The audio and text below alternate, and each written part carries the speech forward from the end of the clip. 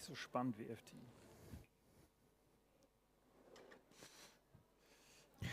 Ladies and gentlemen, tourism industry is again a growth market, and a business with growth is interesting for capital. Growth often needs capital, and capital loves figures and KPIs.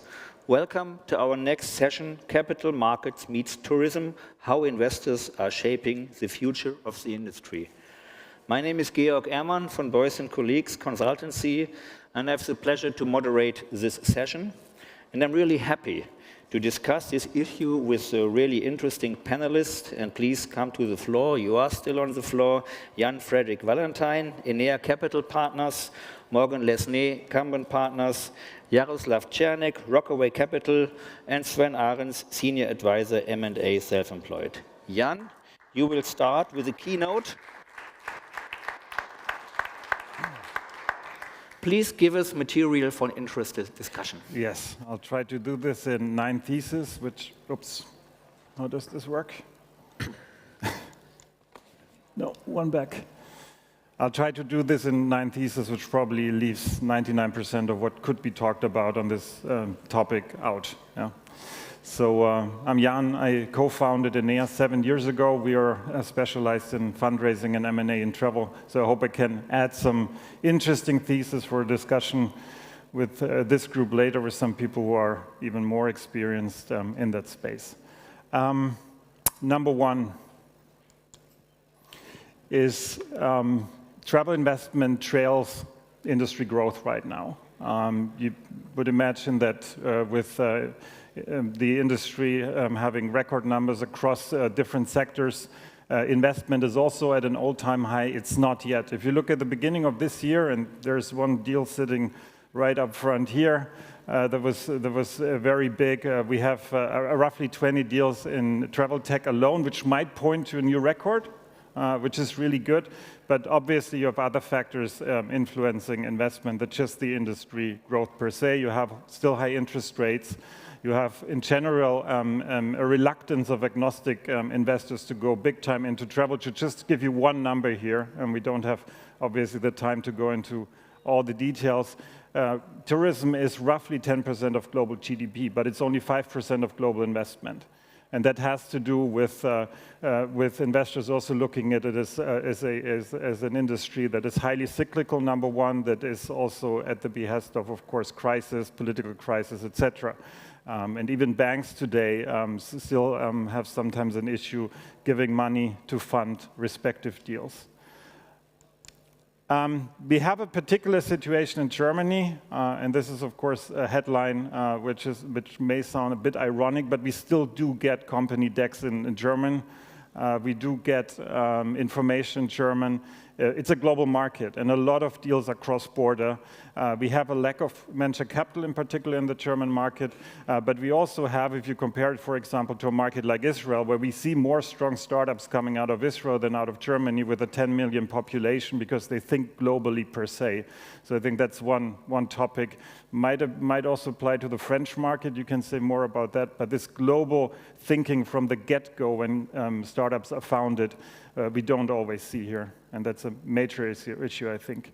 The rumor that you then have is that VCs are not investing right now, and it's a fact. I mean, if you're not one of the top 5% of a cohort in a segment, probably you won't get major investment in the sector.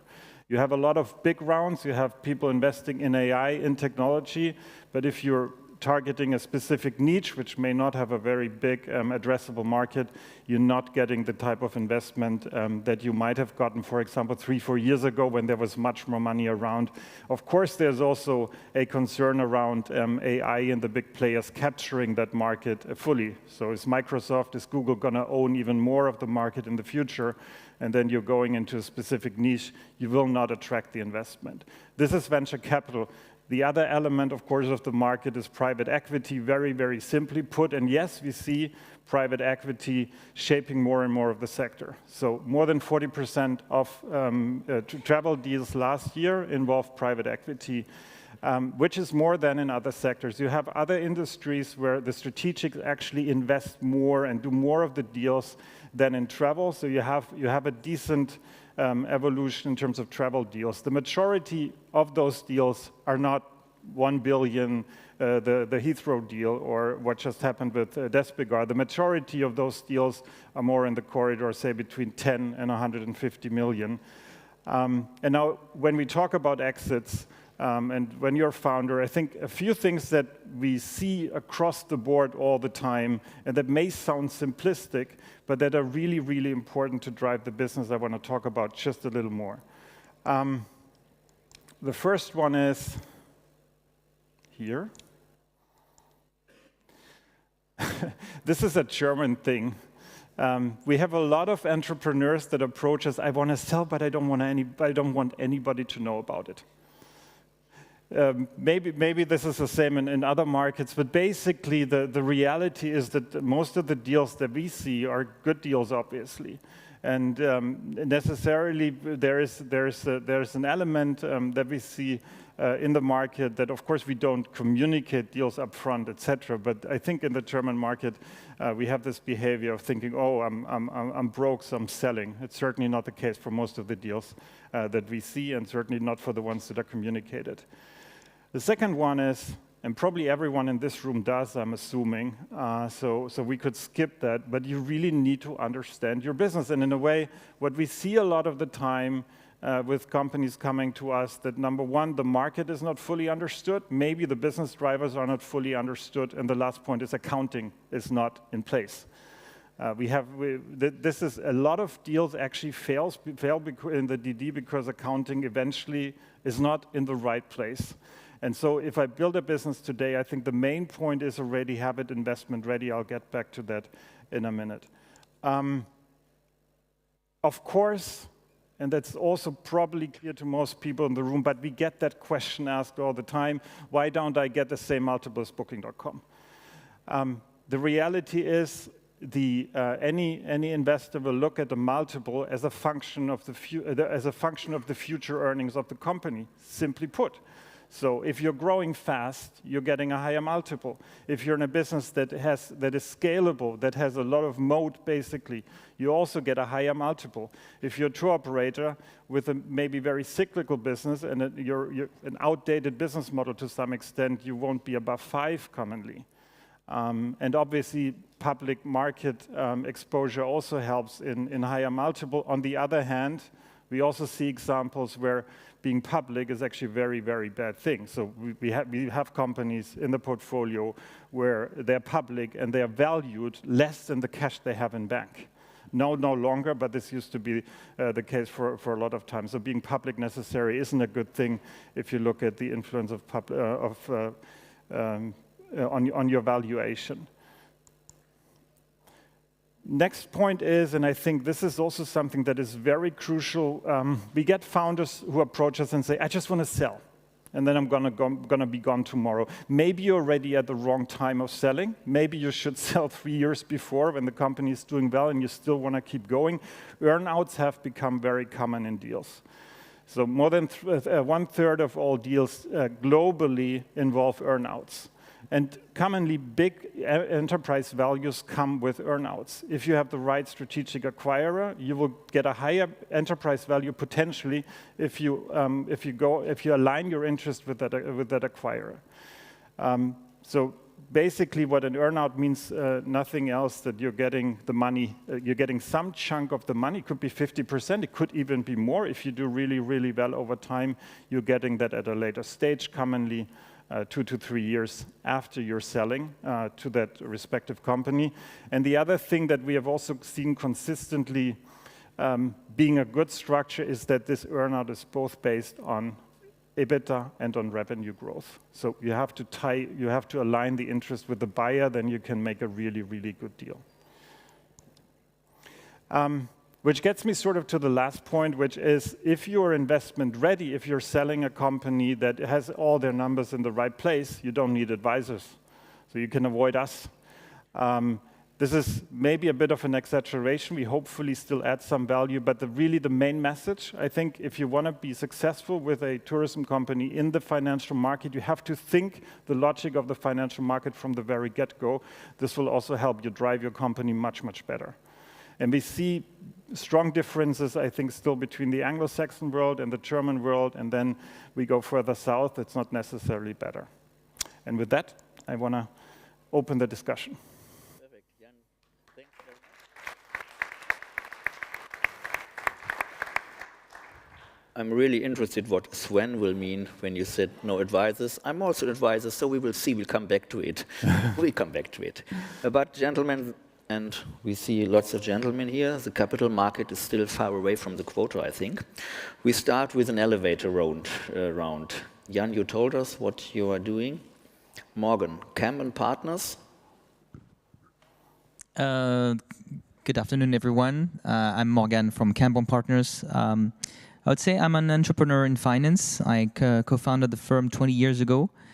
And we're now the most active investment bank in technology in France, with a team of more than 60 people. We close, depending on the year, between 40 and 60 deals per year. And over a period of 20 years, it's been a lot of deals concluded. And I myself cover the travel hospitality space. So I have a home market. I have France, but I live in Spain. I live in Madrid, and I also cover the UK, but I think we live in a very global world, and I have the pleasure of going alongside dear partners like Jan, who I see more as partners than competitors. So I value the word ecosystem. Thanks, Morgan. Jaroslav, Rockaway Capital. Hi everyone, I'm Jaroslav Czernek, I'm a partner at Rockaway Capital. We are a privately held investment firm. We are not a private equity house, so we don't have such a vast pool of discretionary capital to deploy. We are on the market for roughly 10 years, focusing on digital companies or transformational companies in B2C sector across the board, from e-commerce, price comparison. I cover travel. We have also invested in more sort of specific niches like blockchain, where we have a specifically dedicated fund for that. We do some sort of venture capital, which we see more as an ancillary part of the mature businesses which we operate, and the difference, or the way we are trying to differentiate ourselves, is that we do not have so many deals like you have done over the years, but we try to be more involved in the operation of the business and be hands-on with our portfolio companies. Thanks. And Sven, you give advice too? Yeah, thanks very much. I spent more the last 15 years on travel, and I've seen both sides of the table. I worked as an investor, building a travel portfolio with ProSieben, investing in e-commerce assets and travel across Europe. We are building up a portfolio of mainly OTAs for flights, for package, for hotels in that regard. And at a certain point, I switched sides and became operational, leading travel agencies for package, also for rental cars and RV rentals. And now it's my aim to bridge between founders and capital investors in order to get them prepared for the market. Wow, so really experts are here in the panel. And I would like to start like this. The reputation of investors of capital, some use the bad word of the grasshopper, is not always the very best. On the other hand, without investors, any growth reaches its limits, and investments can create great opportunities. We see a change in tech, software, AI. For this, you need money and you need know-how. So let us start with a short analysis. With your international experience, what is your view on the German market? Do you see a lack of investors or capital in the German tourism industry? You'd like to start? Yeah, I think normally that what Jan told in the beginning, there are a lot of startups in the travel space coming out of Israel. Rather, it's a very small country, so founders have to focus on the global market. And what we've seen is, especially in Germany, founders in the first instance focus on preliminary on the German market, and that does not attract investors to that level as it could be, focusing towards European market. But I think that has changed over the last last years. So these days, with a lot of companies like Flixbus, Trivago, and a lot coming that form, it's becoming much more international, and therefore even a lot of money gets into the German market. So I think the picture has been, as you described, a couple of years ago, but now it's continuously changing. Why is the German market interesting, Jaroslav? Sorry? Why is the German market interesting for investors? Well, it's the largest travel market in Europe. So if you want to play a larger game, or if you look down the road, you want to be present in Germany. It's the largest country in Europe, apart from Russia, if I say so. And then with very developed tourism industry.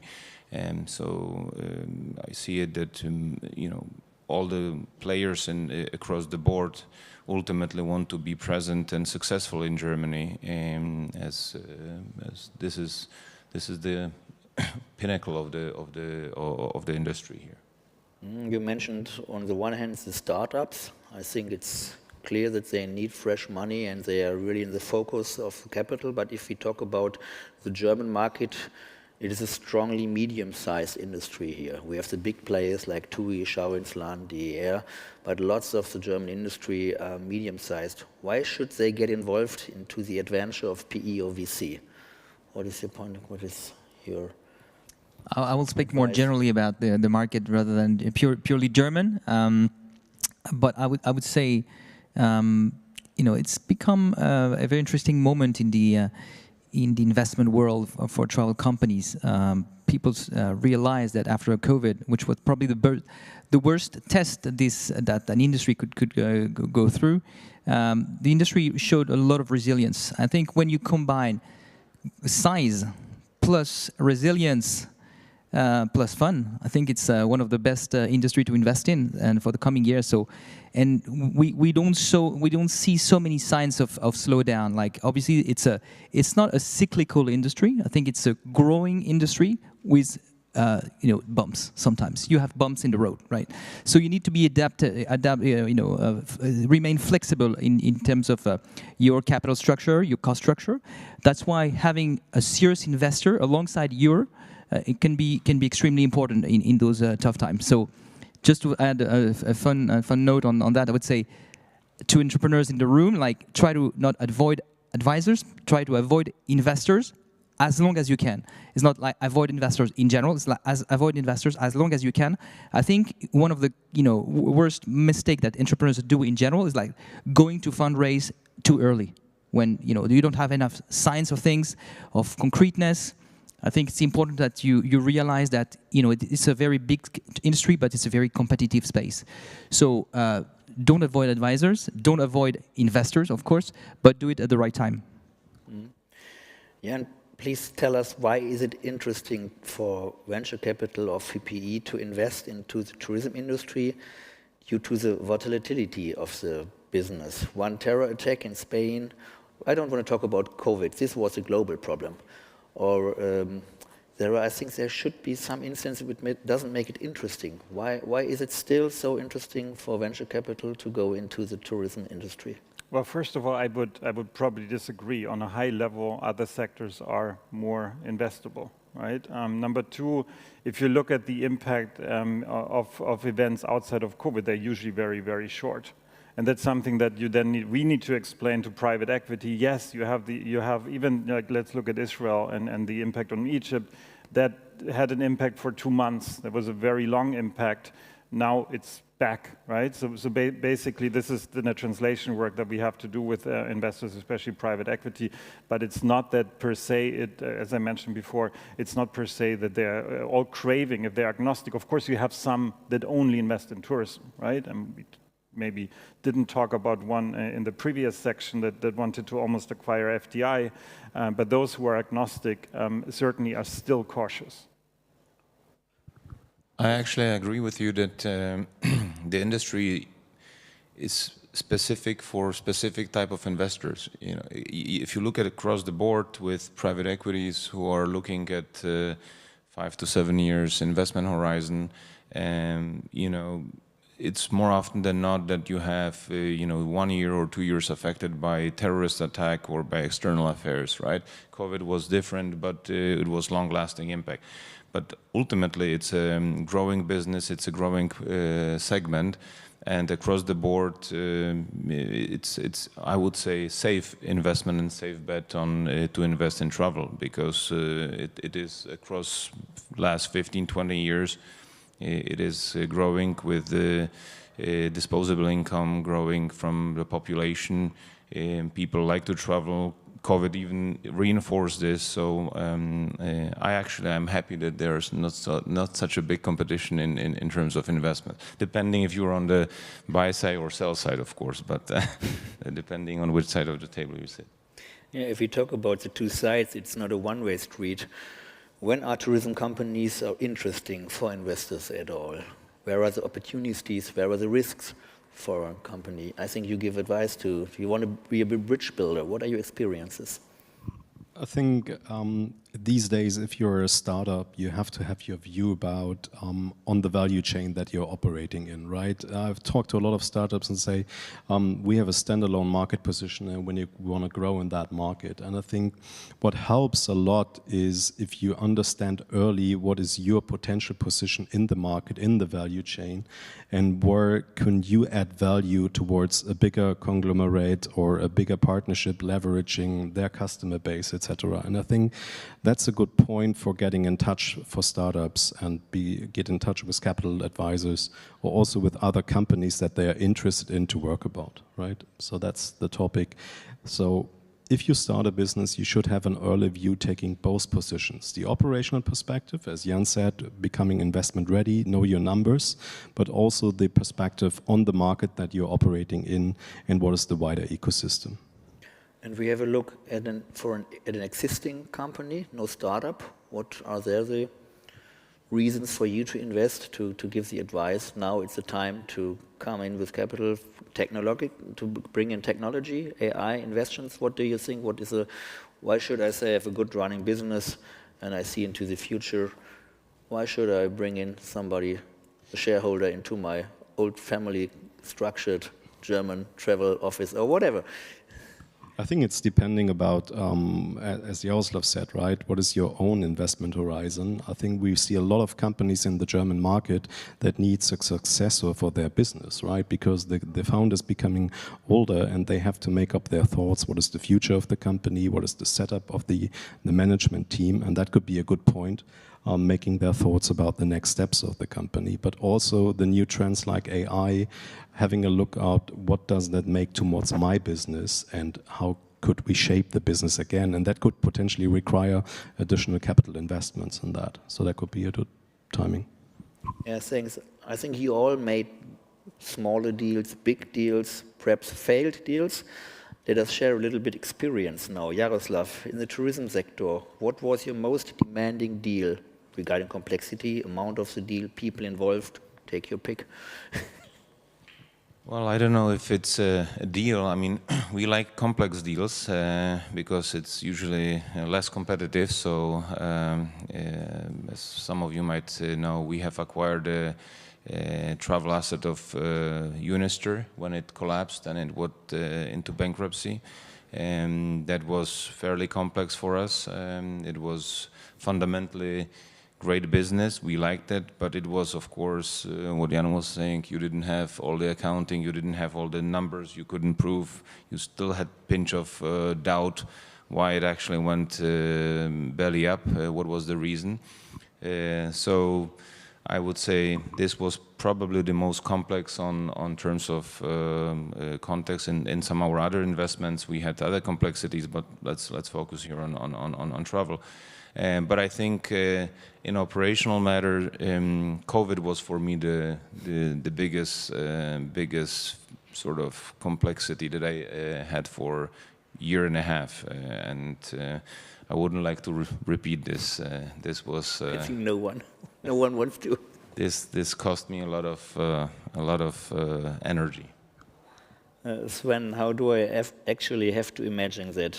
Is the investor looking for the customer or is the customer looking for it? And how does he find the right investor? So your bridge building. Well, I think ideally they have the chance both for looking around, right? So I think those fairs like ITB or other opportunities to get connected within the industry are the ideal platform for having early thoughts about what is the future of the company. Is there anybody interested to cooperate, right? It's not necessary about capital investment. I think most of the deals that developed comes out of the cooperation, right? So people understand how the mechanic work into each other, how we can create value together, and I think this is a very important topic. You have an example? Well, not exactly on that, but I think out of my own history and experience, I think being here in ITB, when we built up our camper business or RV rental business and started in 2019 with Camper Days, I think it was really important to be here and talk to a lot of guys from all over the world, and that helps us a lot to get a lot of new partners on board and helped us to grow into more than 15 markets. So it was really helpful to be aware of what are potential partnerships and to make connections. So, Jan, what was the biggest disappointment for you in the capital business? Yesterday or today or the conversation I just had with Morgan? No.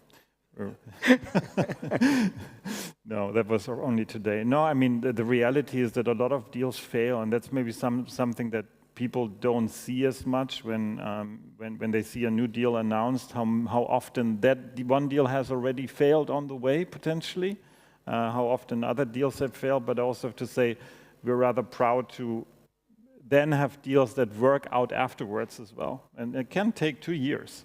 I mean, some of the exits that we did out of the German market, cross-border, took 2 years and they failed twice. And then we track every hour we work, and then you see, you have, I don't know, 2 years spent and you have no return. That's quite frustrating. What are your experiences? How long do you think in the middle is a deal? Is there could you say 3 months, half a year? 3 months, never. Never. Never.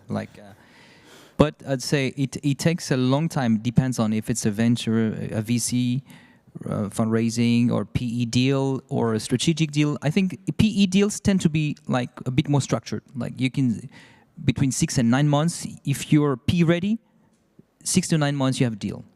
Then the rest is more like random. But I think what I used to say to entrepreneurs is like, make sure that if one day you want to sell your company, make sure that you start well ahead of that. It's not like, okay, one day you wake up and say, I want to sell my company and the money is going to be in my bank account in 12 months. It doesn't work like that. Usually you start preparing, getting identified by your future buyer, some years before even thinking of selling. So I think you should be, as a founder of a company, even though you don't necessarily want to sell, you have to entertain a relationship with your ecosystem of future buyers. I think that's a relevant thing to do when you're a founder.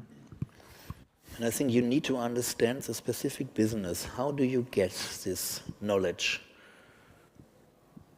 in your deals?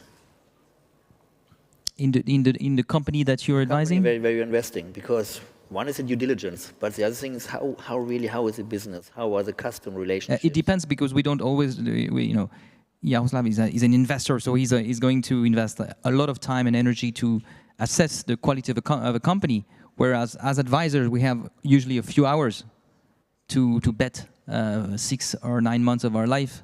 So sometimes we can make mistakes, okay? Sometimes we're too enthusiastic, sometimes we dream.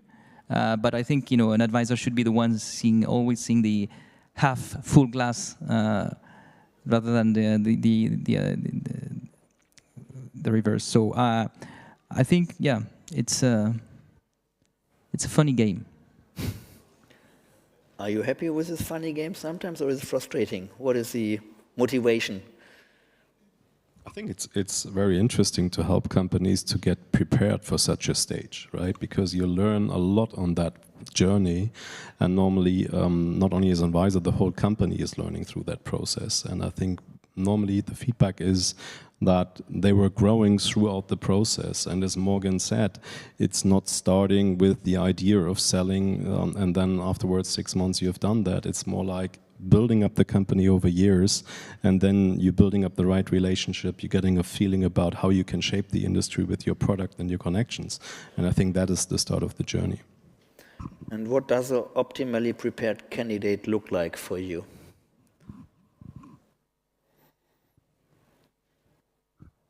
I mean, as Morgan said, we are looking, I'm kind of skeptical person, so more often than not, I don't like the companies that we look at, and I see more often than not risks and reasons why not to invest. But once in a time, you kind of have a good feeling, you see the right trajectory, you need to understand the fundamental macroeconomic matters. I mean, that's the fundament, right? If you believe that in 10, 15, 20 years this company can be relevant, might be reshaped, might be repositioned, but that's a good fundament. You need to believe in the team and in the product, and that it's not just a niche that changes, that can be used as an add-on, but it has to be fundamentally self-sustained. And that's why I look much more often on more mature mid-market companies than venture capital. I don't have the creativity of assessing the real impact of the innovation on our lives. So I kind of leave it for other people to do. Assuming that more capital is now flowing into the German tourism sector, how much will the industry, and here I don't mean giants like TUI, Schauinsland or Der, how will an industry that is often characterized by management by stomach or by intuition change?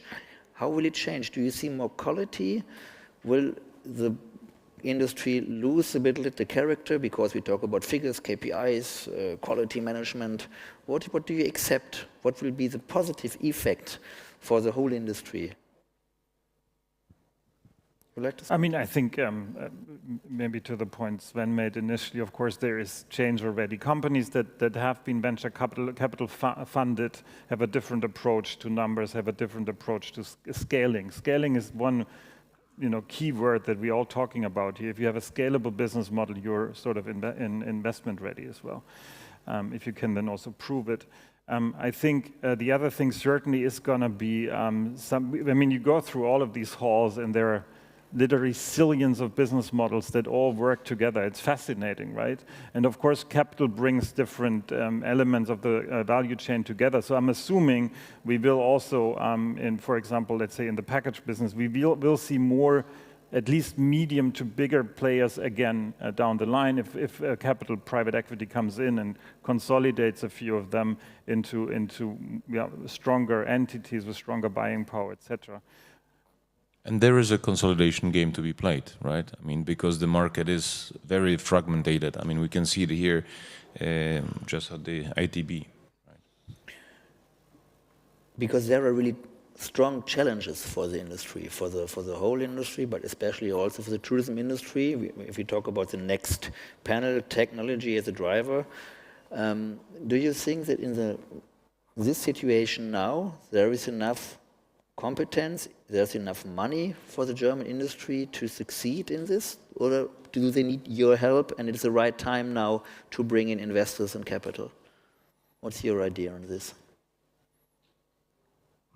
I think what we see is that I don't want to talk so much about the German industry because most of the players we see here that have their roots in Germany are aiming for the international markets, right? And I think that's fundamentally different like 10, 15 years ago. And therefore, I feel very confident that there is the right attitude of shaping this future going forward with going international at the early stage and not just thinking about the German market in the first instance. No DEX in German, as Jens said. I think it also applies to other European countries. Some I know well. I think Europe is a constellation of strong mini markets. So if you don't feel that you can become a larger player than the dominating player of your own country, then probably your journey will stop quite rapidly. Meaning you won't be bankrupt, but people will buy you, because I think it's all about size. It's all about geographical coverage. So, and the real question you need to ask yourself is like, do I want to consolidate my market, or do I want to be consolidated? I think both answers are fine, but you need to be well positioned on one of the two options. Did one of you made experience with the German angst? Did deals crash due to this? That at the end, oh, I'm not willing to do this, or We have do you seen think all- they're we- open-minded we've and it's seen all- business-like in every country? Everyone is afraid at the evening before the deal, and that's independent of being German or from somewhere else. I don't think that is an issue. So no difference between the UK market or French market or German market? Well, again, I mean, you have. I think if you look at the Anglo-Saxon market, you have a. It's not. I don't think it's German angst, but you have a faster attitude to things. You also in Dutch market, you have a faster attitude sometimes to getting things done in a more straightforward manner. I think we can be quite complicated in that. But I would say. Well, due to the time, thank you very much, gentlemen. Time is running. I think you saw that there are lots of opportunities. And it's a journey. It should be a long journey, but at the end, we see quality, we see opportunities for the technological change. And the next panel, technology as a driver of individualized travel experience, starts in 5 minutes. So thank you very much, gentlemen. Thanks for your attention.